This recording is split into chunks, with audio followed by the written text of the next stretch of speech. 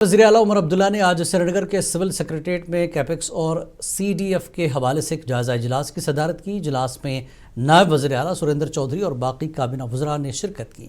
इस मौके पर वज़ीर आला ने MLAs और अफसरान को तरक्याती कामों में तेज़ी और शफाफियत लाने की हिदायत दी। वज़ीर आला ने मुख्तलिफ महकमों को तरक्याती कामों को बेम्स पर अपलोड करने की हिदायत भी दी।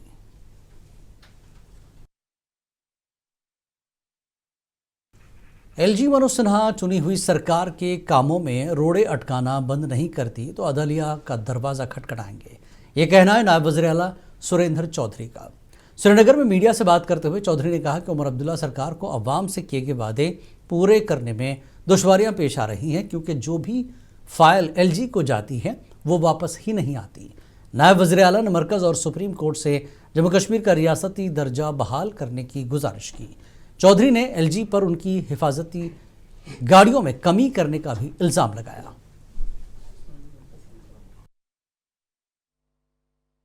इसलिए मैंने कहा ना कि आज जम्मू कश्मीर में कहीं कानून नहीं है। हम हिंदुस्तान के आइन की बात करते हैं तो जो LG साहब के एक्शन है कि ये हिंदुस्तान के आइन के तहत है। हम हिंदुस्तान की डेमोक्रेसी की बात करते हैं तो जब वो हमारी फाइलें रोकते हैं तो क्या हिंदुस्तान की डेमोक्रेसी की बात होती है? इसलिए बातें बहुत हैं करने के लिए, लेकिन मैं दिल्ली की सरकार से, ऑनरेबल प्राइम मिनिस्टर साहब से, ऑनरेबल होम मिनिस्टर साहब से अपील करूंगा कि जम्मू कश्मीर को स्टेट का दर्जा देना बहुत ज़रूरी है, क्योंकि जम्मू कश्मीर में आप स्कीमें देना चाहते हैं वो स्कीमें नहीं इम्प्लीमेंट हो सकती। इसलिए नहीं हो सकती कि जब तक जम्मू कश्मीर के चीफ मिनिस्टर को आप एम्पावर नहीं करेंगे, वो अपने फैसले अपने खुद नहीं ले सकेगा अपने लोगों के लिए, तब तक आप कहें जम्मू कश्मीर का भला हो सकता है, नहीं हो सकता। क्योंकि जम्मू कश्मीर में जो सरकार बनी है वो लोगों को अश्योरेंस दे के बनी है, कोई वादे करके बनी है। तो आज जब हम वादे पूरी करते हैं तो वो फाइल जाके LG साहब के पास फंस जाती है। चाहे हम सिलेंडरों की बात करें, चाहे हम रोजगार की बात करें, चाहे हम डेली वेजर को पक्का करने की बात करें, जितने भी वादे हम इलेक्शनों में करके आए वो फाइलें सीधी LG साहब के पास जाती हैं, LG साहब से वापस ही नहीं आती। शहर श्रीनगर में आज एक हौलनाक आग की वारदात पेश आई, जिसमें कई मकानात को नुकसान पहुंचा। आग गणपत यार इलाके में सुबह के वक्त एक मकान से नमूदार हुई और जल्द ही करीब 7 मकानात को अपनी जद में लिया। महकमा फायर एंड इमरजेंसी की बरवक्त कार्रवाई से आग पर काबू पाया गया। इस आग में लाखों के अमलाक का नुकसान हुआ, ताहम किसी जानी नुकसान की कोई इत्तला मौसूल नहीं हुई। आग लगने की वजह की तहकीकात की जा रही है। जब हम यहाँ पे पहुंचे हमने देखा काफ़ी कंजेस्टेड एरिया है और काफ़ी सारे स्ट्रक्चर जो है आग की जद में आए हुए थे। उनका एटिक पोर्शन जो है आप देख सकते हैं काफ़ी डैमेज हुआ था और वाटर सोर्स भी थोड़ा दूर था, तो उस वजह से हमने एडिशनल रेनफोर्समेंट जो है जो है SH-पुरा, बाबडेम और रैनावारी से भी डिस्पैच की।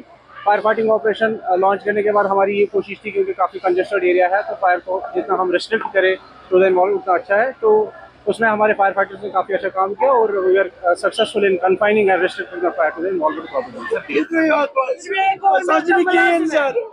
Jadi gubernur sebesar bil karam hote sabos umar kuasa ajaji usi pasa semacam lagi क्या आजाद बदले सॉरी।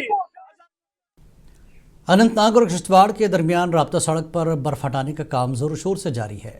गुज़श्ता 2 रोज़ की शदीद बारिश और बर्फबारी के बायस शाहराह पर ट्रैफिक मुअत्तल कर दी गई थी।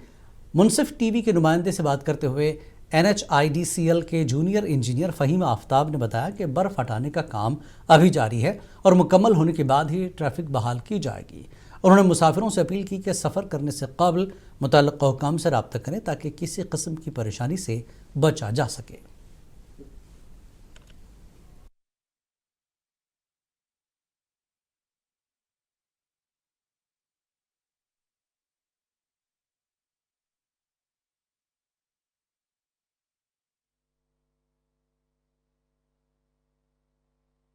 वादी के पहाड़ी इलाकों में काफ़ी बर्फबारी हुई है। वहीं अगर जनूबी ज़िला अनंतनाग के सिंथनटॉप की बात करेंगे तो वहाँ पे भी गुज़िश्ता 2 रोज़ से बर्फबारी का सिलसिला जारी है। इस वक्त सूरत हाल क्या बनी हुई है सिंथनटॉप पर, उस मौजू पर हमारे साथ बात करने के लिए मौजूद है NHIDCL के जूनियर इंजीनियर फ़हीम आफ्ताब। इनसे बात करेंगे इस चीज़ को लेकर के। फ़हीम भाई, आपका खुशामदीद है, चूँकि जिस तरह से इसकी सूरत हाल क्या है? अभी तक हमने वहाँ पे 2.5-3 फीट की बर्फबारी देख ली है। तो हमने क्लियरेंस ऑपरेशंस आज से 2-3 दिन पहले से ही स्टार्ट किए हुए हैं, तो क्लियरेंस चल रही है, मशीनरी भी लगी हुई है। लेकिन कल से और बस अभी तक मौसम तो बहुत ख़राब हो रहा था, लगातार बर्फबारी थी, इस सिलसिले में अभी फ़िलहाल के लिए ट्रैफिक को बंद कर दिया गया है जी। एसडीएम कोकरनाग की तरफ से भी जो एडवाइजरी निकाली गई है उसमें भी लोगों को यही हिदायत है कि अभी के लिए इस रास्ते को ना इस्तेमाल किया जाए और आगे जो है जब भी आप इस रास्ते से चलें तो एक बार कंफर्म करके, और दूसरा ये कि जब भी मौसम ख़राब हो तो इस रास्ते का इस्तेमाल ना किया जाए। कुलगाम में आरटीओ डॉक्टर शौकत अहमद भट्ट ने ब्राजलो पुल को हल्की गाड़ियों के लिए दोबारा खोलने का ऐलान किया। यह पुल सितंबर में सैलाब से नुकसान पहुंचने के बाद बंद कर दिया गया था। ताहम मरम्मत का काम मुकम्मल होने के बाद अब एलएमवी गाड़ियों को आमद रफ्त की इजाज़त दे दी गई है। डॉक्टर शौकत अहमद भट्ट के मुताबिक ये फैसला महकमों के मुश्तरका मायने के बाद लिया गया और पुल अब हल्की गाड़ियों के लिए महफूज करार दिया गया है। अलबत्ता उन्होंने वाज़ेह किया कि हैवी मोटर व्हीकल्स की नकल हरकत अगले अहकामात तक ममनू रहेगी।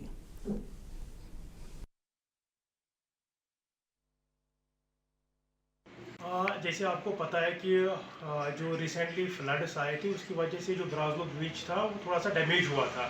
तो कल हमने एक जॉइंट विजिट किया है एक्जन आरएनबी के साथ, तो उसमें कुछ जो डैमेज हुआ था उसको रिपेयर किया गया है।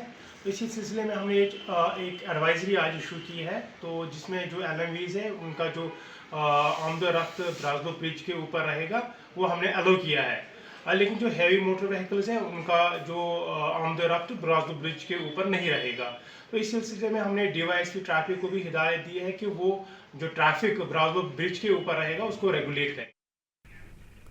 साइबर पुलिस स्टेशन जम्मू ने 4.44 करोड़ रुपए की एक बड़ी ऑनलाइन फ्रॉड का पर्दाफाश किया और सूरत गुजरात से 3 मुल्जिमान को गिरफ्तार किया है। यह कार्रवाई senior superintendent of police Jammu Joginder Singh की मजमूई निगरानी में और superintendent of police in-charge cyber police station Jammu Kameshwarpuri की रहनुमाई में तफ्तीशी अफसर deputy superintendent of police cyber Jammu Rohit Chadgal के साथ की गई है।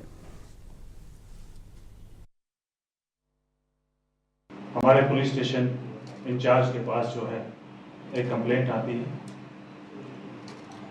एक कंप्लेनेंट आते हैं और अपनी कंप्लेंट बयान करते हैं कि मेरे साथ 4 करोड़ 44 लाख का फ्रॉड हुआ है और मेरा सारा का सारा पैसा जो है वो ले गए।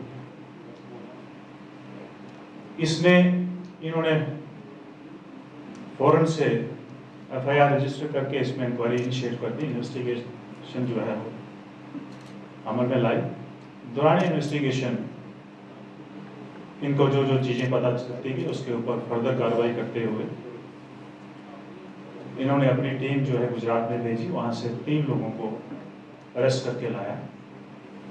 उनकी पूछताछ और अमेरिका की तरफ से लगाए गए टैरिफ की वजह से जम्मू कश्मीर के अखरोट की कीमतें दुगनी हो गई हैं, जिसका फ़ायदा किसानों को मिल रहा है। अखरोट के व्यापारी अब हुकूमत से जीएसटी में भी राहत देने की मांग कर रहे हैं। देखिए इस हवाले से हमारे नुमाइंदे परवेज़ भट्ट और निसार यतू की खास रिपोर्ट। सरहदी इलाका उड़ी में आजकल अखरोट की गिरी का कारोबार करने वालों की सरगर्मियां उरूज पर हैं। इस बार न सिर्फ ये कारोबारी खुश हैं बल्कि अखरोट की खेती करने वाले किसान भी खुश हैं, क्योंकि इस बार अखरोट की कीमतें दोगुनी हो गई हैं। ये इजाफा भारत की तरफ से बैरून मुल्क से अखरोट इंपोर्ट कम करने की वजह से हुआ है। ये कदम अमरीकी सदर डोनाल्ड ट्रंप की तरफ से लगाए गए टैरिफ की पेश नज़र लिया गया है। महकमा बागबानी की मार्केटिंग व प्लानिंग विंग के डायरेक्टर गुलाम चिलानी जरगर ने मुनसिफ टीवी से करते हुए कहा कि इस किस्म का इजाफा हाल फिलहाल में पहली बार देखा गया है। पिछले 6, 7, 8 साल से हमारे वॉलनट के प्राइसेस जो हैं वो स्टैगनेंट रहे थे। जैसे हमारे प्राइसेस 500-600 रुपये का हमारा केजी बिकता था, इस बार हमारा 1200 और कहीं कहीं पे हमारे ऐसे रिपोर्ट्स भी आ गए हैं कि 1500 तक इसकी रेट चली गई है। ट्रेडर्स को भी फ़ायदा मिला, हमारे ग्रोवर्स को भी फ़ायदा मिला, ट्रेडर्स को फ़ायदा मिला। ये रेट्स जो हैं ये एक्रू हो गई हमारे ग्रोवर्स पे भी, तो हमारा वॉलनट सेक्टर अभी बहुत अच्छा कर रहा है इस बार। वादी कश्मीर में अखरोट की खेती बहुत बड़े पैमाने पर की जाती है। ताहम यहाँ के अखरोट की सबसे बड़ी खासियत यही है कि इसमें न तो किसी किस्म का खाद और न ही अद्वियात का इस्तेमाल किया जाता है। कैलिफोर्निया और चीन से आने वाला अखरोट आज भी कश्मीरी अखरोट के लिए बड़ा चैलेंज बना हुआ है। इस कारोबार से जुड़े अफराद अब सरकार से जीएसटी में कमी की मांग कर रहे हैं। अल्हम्दुलिल्लाह इस साल हमारी गिरी की रेट अच्छी है। उसकी वजह यह है कि अमेरिका में जो अमेरिका माल बंद हो गया, टैरिफ लग गया, उसकी वजह से हमारी गिरी की रेट टिकट होगी और हमारे जो गांव वाले लोग हैं वो भी इससे बच गए और खुश हैं। उड़ी का सबसे पहला बाजार है लगामा। यहाँ ये तो मतलब ये बाजार ही खाली, इसमें खाली एक ही व्यापार चलता है गिरी अखरोट का। तो इसमें हम रिक्वेस्ट करते हैं गवर्नमेंट से कि जैसे बाकी चीज़ों बाकी इंडस्ट्री में जीएसटी कम की, ऐसे ही इस काम में भी इस गिरी अखरोट को भी जीएसटी ख़त्म की जाए। जम्मू कश्मीर में अखरोट की खेती को फ़रोग़ देने के लिए महकमे बागबानी ने मुख्तलिफ मरकज़ी स्कीमें मुतारिफ़ कराई हैं। कोशिश यही है कि पैदावार में इजाफ़ा हो। उड़ी और श्रीनगर से मुनसिफ टीवी के लिए परवेज़ और निसार की रिपोर्ट। रुकन पार्लिमान गुलाम अली खटाना ने ज़िला कुपवाड़ा के मुख्तलिफ इलाकों का दौरा किया। उन्होंने यहाँ डाक बंगला कुपवाड़ा में अवामी वफूद से भी मुलाकात की। प्रोग्राम के अख्ताम पर मीडिया से बात करते हुए रुकन पार्लिमान ने उमर अब्दुल्ला और उनकी हुकूमत पर तनकीद की। उन्होंने कहा कि उमर अब्दुल्ला आज भी 2019 से पहले के दौर में जी रहे हैं, जब वो श्रीनगर में कुछ और कहते थे और जम्मू व दिल्ली में कुछ और।